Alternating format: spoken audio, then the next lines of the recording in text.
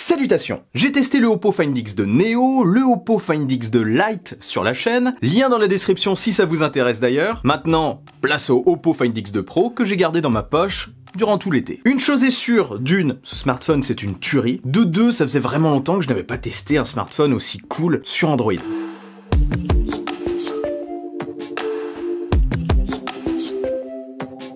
Oui, tous les smartphones Android se ressemblent. Et oui, ce Oppo Find X2 Pro ne déroge pas spécialement à la règle. En tout cas, si on le regarde grossièrement. Mais une fois en main, il a une forte identité et franchement j'apprécie beaucoup. Disponible en cuir vegan et en céramique noire, c'est ce dernier que j'ai entre les mains, la finition du smartphone est impeccable. Le dos est légèrement strié, non glissant, il prend un petit peu les traces de doigts mais bon ça passe. Il se caractérise principalement au dos par cet impressionnant bloc photo. Tout de suite on sent vraiment qu'on a entre les mains un photophone, hein. On sent la technologie rien qu'en le regardant. Le gros objectif périscopique carré de 13 mégapixels, zoom hybride x10 et numérique x60, en haut, ça claque vraiment, je trouve. Et en dessous, on retrouve un ultra grand angle macro de 48 mégapixels et un grand angle classique de 48 mégapixels. Enfin, classique.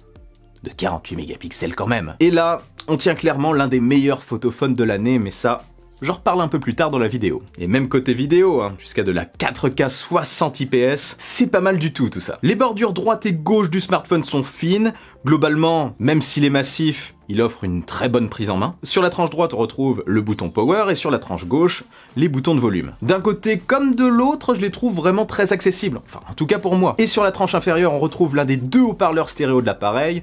Le son est, je trouve, au passage très bon. L'expérience est vraiment immersive. On a aussi le port USB-C, le tiroir SIM unique, compatible 5G, et pas d'extension de stockage possible par contre. De manière générale, tout est plutôt symétrique et très bien positionné, très agréable à regarder. Notez que les tranches supérieures et inférieures sont creusées et non bombées, contrairement à ce qu'on peut voir sur la majorité des smartphones en ce moment, et ça je trouve ça plutôt pas mal. Enfin, c'est original en tout cas. C'était un détail qui était bon de faire remarquer. De face maintenant, on retrouve un magnifique, et j'insiste vraiment, un magnifique écran AMOLED de 6,7 pouces qui prend une grande partie de la surface avant du smartphone. Les bords sont incurvés, c'est bien réalisé et super harmonieux. Les bordures sinon sont plutôt fines en haut et en bas. Et ce bel écran retranscrit bien les couleurs et un taux de rafraîchissement maxi de 120 Hz. Ça devient une norme sur le haut de gamme et franchement c'est super appréciable sur le bel et grand écran du Oppo Find X2 Pro. En haut à gauche de l'écran, se trouve logé dans un poinçon une caméra frontale de 32 mégapixels, de qualité, j'en reparle aussi après, et en bas de l'écran, un lecteur d'empreintes très vif,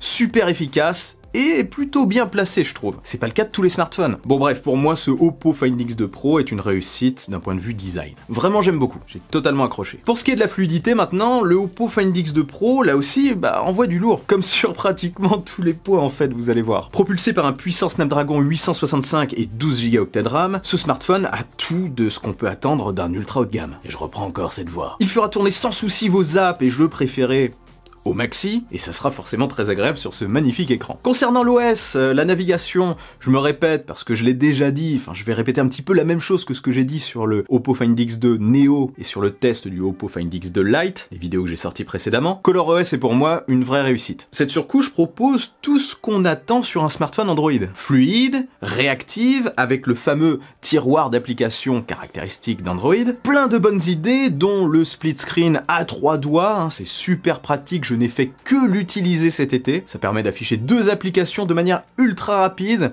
C'est vraiment nickel pour regarder par exemple une vidéo sur YouTube d'un œil et naviguer, je ne sais pas, sur Twitter par exemple. C'est surtout comme ça que je l'ai utilisé. Mais bon, libre à vous de faire ce que vous voulez. On peut aussi d'ailleurs lancer ce split screen via le petit tiroir d'applications qu'il y a sur la droite de l'écran. Enfin, sur la droite de l'écran, vous pouvez le mettre aussi où vous voulez, c'est personnalisable. Non, vraiment, je le répète, c'est une réussite. Côté photo et vidéo maintenant, je le remets dans ma poche, le Oppo Find X2 Pro ne m'a jamais déçu pendant cette phase de test, pendant ces quelques mois d'utilisation. Les trois capteurs offrent une super polyvalence au produit et le résultat est toujours très réaliste, vraiment proche de la réalité. Que ce soit en zoom, en grand angle ou en ultra grand angle, j'ai pratiquement toujours obtenu les résultats désirés. Et le zoom hybride, franchement, il est vraiment ultra pratique.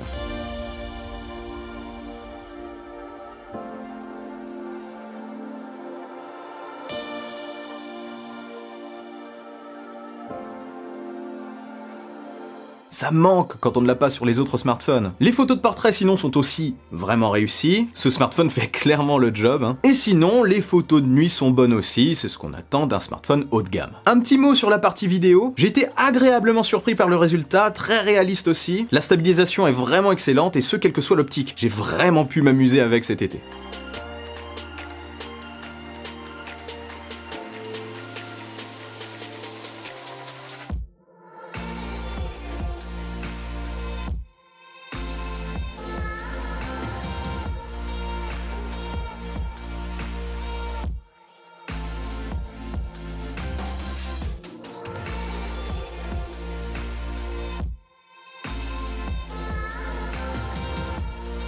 Autre point ultra satisfaisant de ce smartphone, c'est sa charge rapide. Comptez environ 38 minutes pour une charge totale qui vous permettra de tenir, enfin, en tout cas, dans mon cas, une bonne journée et demie. En faisant attention, je pense qu'on peut clairement atteindre les 2 jours. Il m'est souvent arrivé d'ailleurs de faire des petites charges non chronométrées, de genre, je sais pas, 10-15 minutes, largement suffisantes à chaque fois pour me faire terminer la journée tranquillement quand j'oubliais de le charger. Parce que bon, quand t'as un smartphone avec une grande autonomie comme ça et qui se charge rapidement, bah t'oublies un peu plus facilement de le charger finalement, c'est bizarre. Enfin en tout cas, c'est mon cas. Seul point négatif, parce que bon, il faut en trouver quand même, hein, même si c'est un peu difficile, le Oppo Find X2 Pro n'est pas doté de la recharge sans fil. Perso, j'utilise énormément la recharge sans fil, je n'utilise quasiment que ça pour mes smartphones, et même si la recharge ultra rapide que propose le Oppo Find X2 Pro suffit largement, je pense qu'un smartphone très haut de gamme se doit de proposer tout ce qu'il y a sur le marché, et ça n'exclut pas la recharge sans fil. Donc, c'est dommage. Sur le Oppo Find X3 Pro peut-être Au passage, si vous voulez en savoir plus sur ce que renferme la boîte de ce Oppo Find X2 Pro,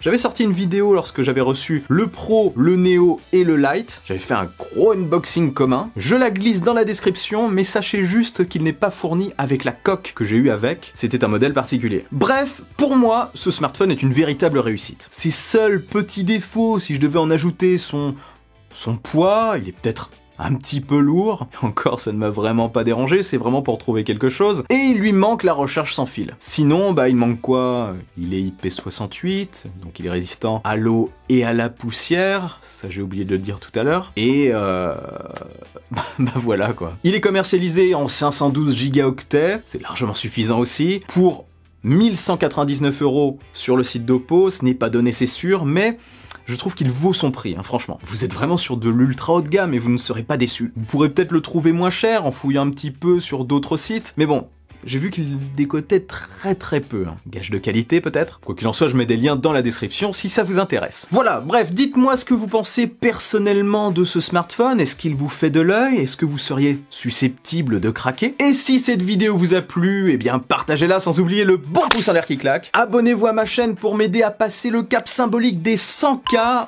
On approche des 100K, ça arrive. N'oubliez pas que je suis aussi sur les réseaux sociaux. On se retrouve très vite pour une nouvelle vidéo. Prenez soin de vous et de votre entourage. Vive la technologie, vive le futur. Allez, salut!